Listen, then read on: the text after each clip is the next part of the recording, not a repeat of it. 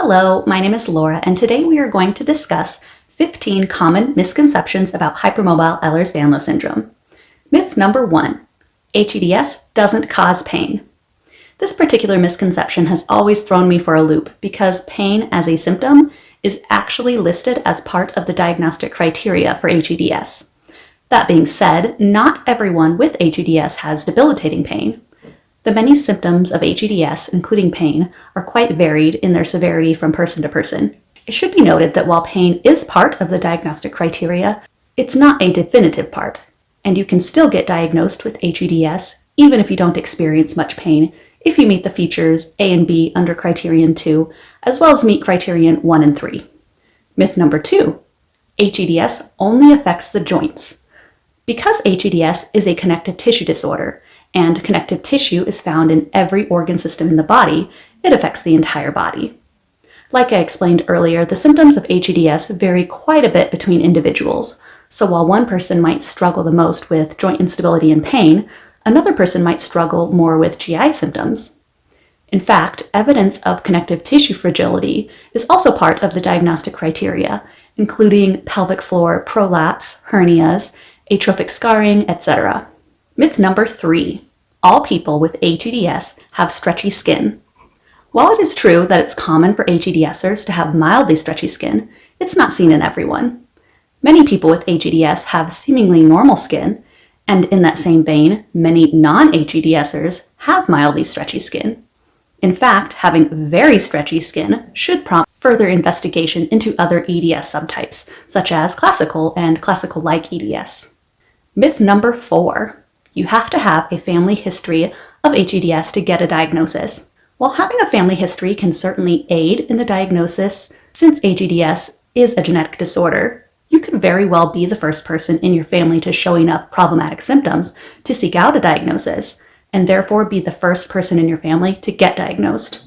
Or you could have what's known as a de novo mutation, meaning that you have a genetic variant that you did not inherit from your parents. Myth number 5. Dislocations don't hurt people with hEDS. While there are some hEDSers that can dislocate some of their joints at will with little to no pain, that's not true for the vast majority.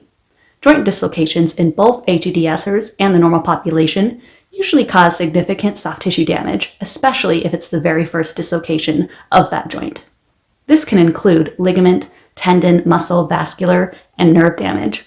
That damage will cause pain. Myth number 6. You have to have a history of dislocations to be diagnosed with hEDS. While dislocations are very common with hEDS, it's not a definitive part of the diagnostic criteria. It's in there, but as long as you meet certain other criteria, you don't need a history of dislocations to pass the criteria overall. Myth number 7. hEDS always causes easy bruising. While easy bruising is quite common in hEDS, it's not seen in everyone, and it's not included in the diagnostic criteria at all. Myth number 8. People with hEDS have contortionist level hypermobility.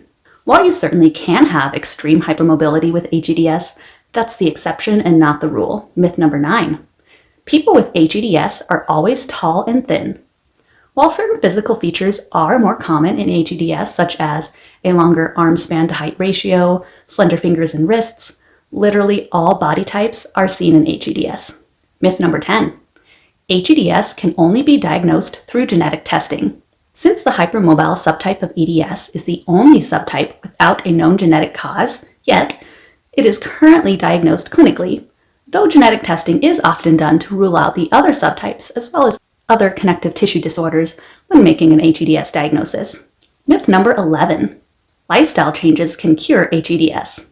There is some misinformation out there stating that simple lifestyle changes such as eating a cleaner diet and exercising more can cure hEDS, but this simply isn't true. While living a healthier lifestyle could certainly improve some symptoms, it won't correct the underlying genetic mutation causing the disorder. Myth number 12. Because hEDS has no cure, getting an official diagnosis is pointless. I'll eventually have a whole separate video explaining why an official diagnosis is worth it, but in short, it's simply validating to have a name and a reason for why your body might look 25, actually be 32, but often feel like 70. Myth number 13. Collagen supplements will improve your hEDS symptoms. Since the genetic cause for hEDS is still unknown, we don't actually know if it's a collagen coding defect that causes hEDS or some other protein in the extracellular matrix that's affected. But assuming it is collagen, hEDS patients don't have a lack of collagen, just faulty collagen, collagen that is too stretchy and fragile to do its job of holding the body's many tissues together properly. There are no current studies to suggest that consuming collagen as a dietary supplement has any therapeutic effects for hEDS symptoms. Myth number 14. People with hEDS are very clumsy and unathletic. This is another blanket statement that simply isn't true for a lot of people. While many hEDS patients experience poor proprioception, or the awareness of your own body in space, it's not the case for everyone. Many hEDSers actually have a natural advantage in dance, gymnastics, and martial arts due to their hypermobility, and can thrive in an athletic environment as long as their body allows. The final myth, myth number 15. hEDS affects more women than men. This is kind of a tricky one. More women are diagnosed with hEDS, and women typically have more severe symptoms compared to men, so it's true that women are more adversely affected by hEDS than men. But since hEDS is widely accepted by geneticists as an autosomal dominant genetic disorder, hEDS should be spread 50-50 between men and women as far as how many have it. There are many theories as to why men are less adversely affected and therefore diagnosed at a lesser rate. Some of these theories include men's lack of exposure to female hormones and their naturally greater muscle mass. But there needs to be more studies to conclude anything definitively. So there you have it. We've now debunked 15 common misconceptions about hEDS. In the internet age, I think it's commonplace to get bombarded with an overabundance of information, some good and some bad, and I'm here to help sort it all out, at least when it comes to hEDS. What are the worst or funniest misconceptions that you've heard so far? Let me know down in the comment section below. If you thought this video was helpful, please click on the thumbs up button. If you would like to see more videos like this, such as how to grieve your old self, my hEDS story, and is getting an official hEDS diagnosis worth it, please subscribe to this channel and click on the notification bell icon so that you know when a new video is released. Thanks for watching and see you next time.